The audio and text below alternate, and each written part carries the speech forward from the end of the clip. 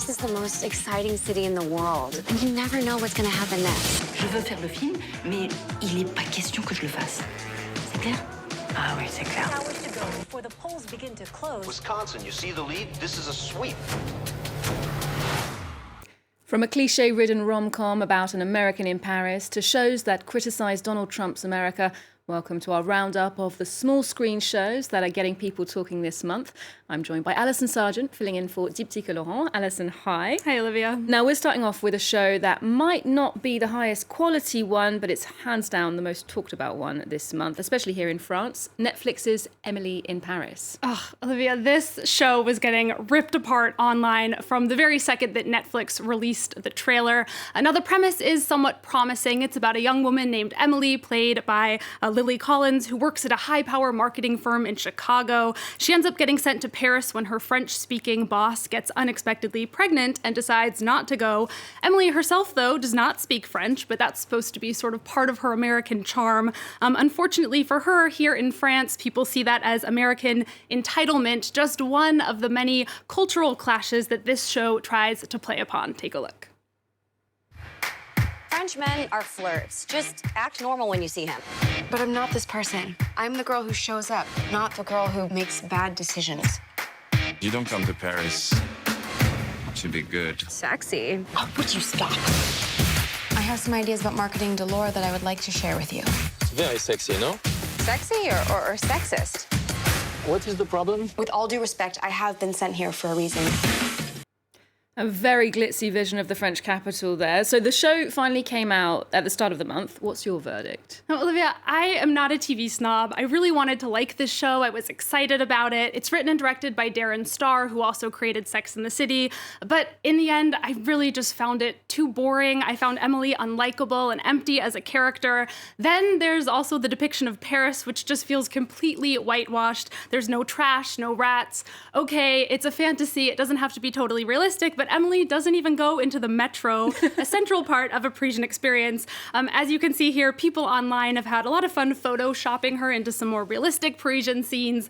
This one is from Lionel. It shows her waiting for the famously crowded Line 13. Now, the memes the show has generated are hands down the best thing about it. I can't believe Emily misses out on the joys of the Paris metro. Now, beyond the show's more obvious cliches, there's a real frustration from many about its representation of Parisian and French society. Yeah, there was actually a really brilliant and viral series of show recaps written by a history professor and native Parisian named Arthur Asseraf. He was kind enough to talk to us and tell us on Skype more of some of his feelings about the show.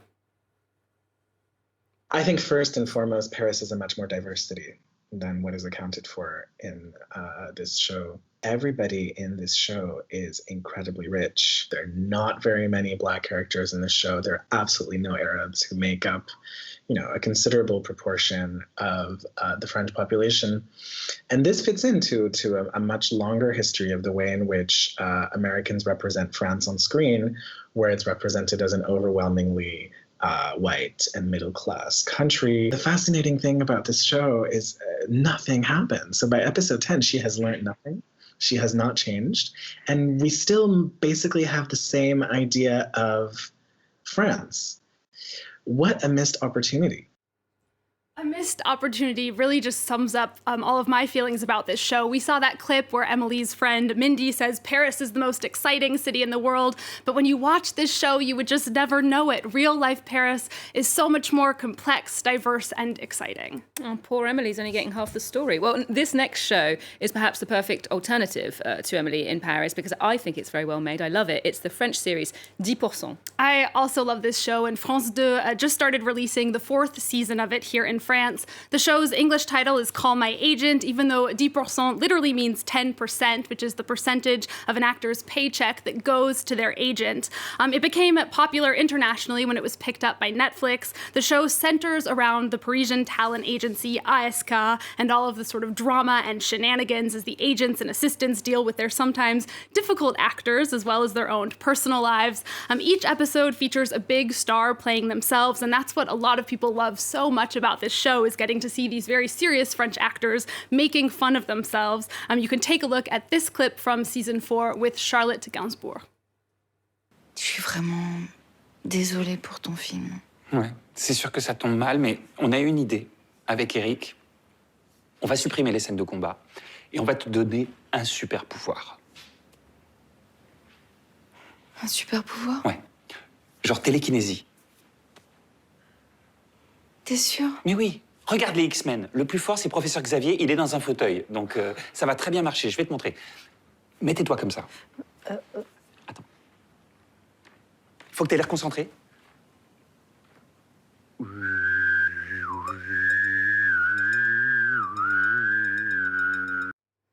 Charlotte Gainsbourg, totally game for a laugh there. And in addition to her, season 4 has a whole other roster of famous faces. They include the American actress Sigourney Weaver. Other names might be less well known to an international audience, people like Guillaume Gallienne, Mimi Mati, or Franck Dubosc. But that's also what makes this fun for international viewers, is that it's really a deep dive into the world of French cinema.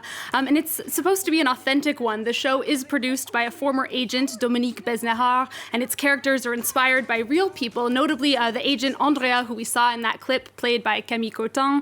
As season 4 opens, ASK is once again in trouble. The former star agent Mathias is leaving, and there's a race to make sure his actors stay at ASK and don't defect to the rival agency Star Media. This is expected, unfortunately, to be the show's final season, and in the first few episodes, you can already have sort of a taste of the nostalgia. Okay, well, we're going to move from the world of French cinema to the world of American politics. The US election is less than 2 weeks away, and American sketch comedy show Saturday Night Live is beginning their 46th season this month. I'm sure those two worlds are going to collide. They certainly have, Olivia. They always do. The big novelty of this season is Jim Carrey playing the former vice president and the Democratic nominee Joe Biden. He definitely brings star power to the part that could potentially balance out Alec Baldwin's now legendary portrayal of Donald Trump.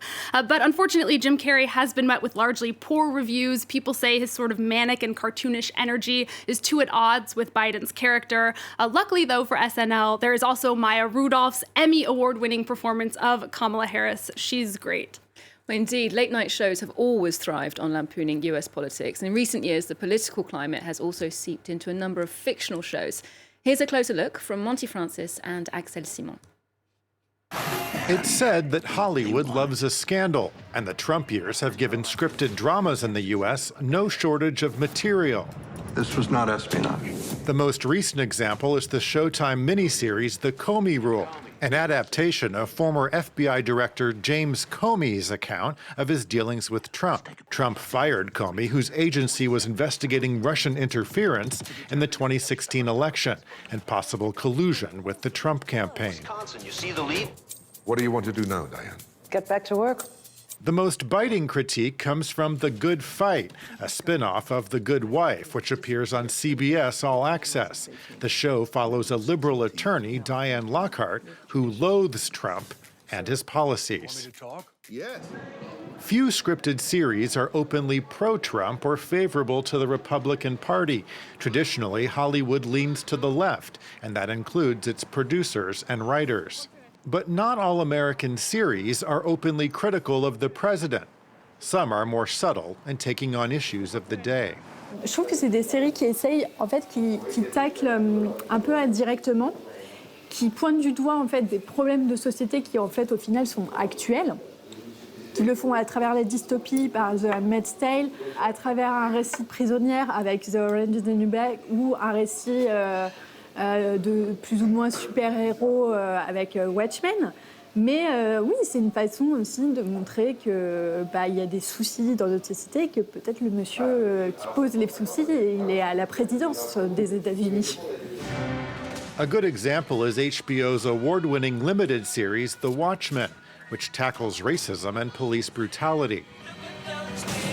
Hulu's series, The Handmaid's Tale, is an adaptation of the dystopian novel by Margaret Atwood. It addresses misogyny and religious fundamentalism. Its 4th season is in production and due to be released in 2021.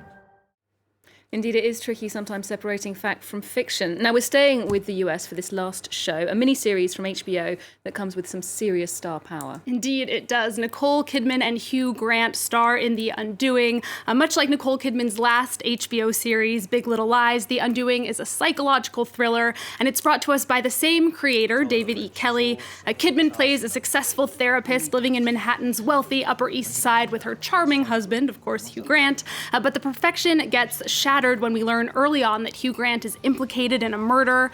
The story is based on a novel by Jean Humph Korelitz called You Should Have Known. The series title, The Undoing, really summarizes what it's about, a woman whose life is coming apart and she's forced to call everything into question.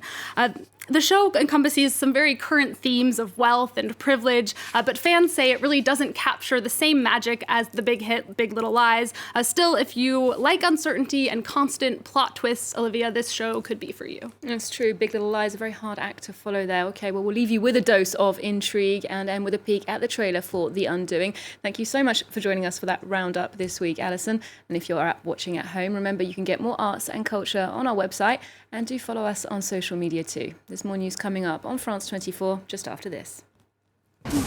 People hire me to create muck. You just kept hitting and hitting. You were You stay away from my family. Crazy people do crazy things.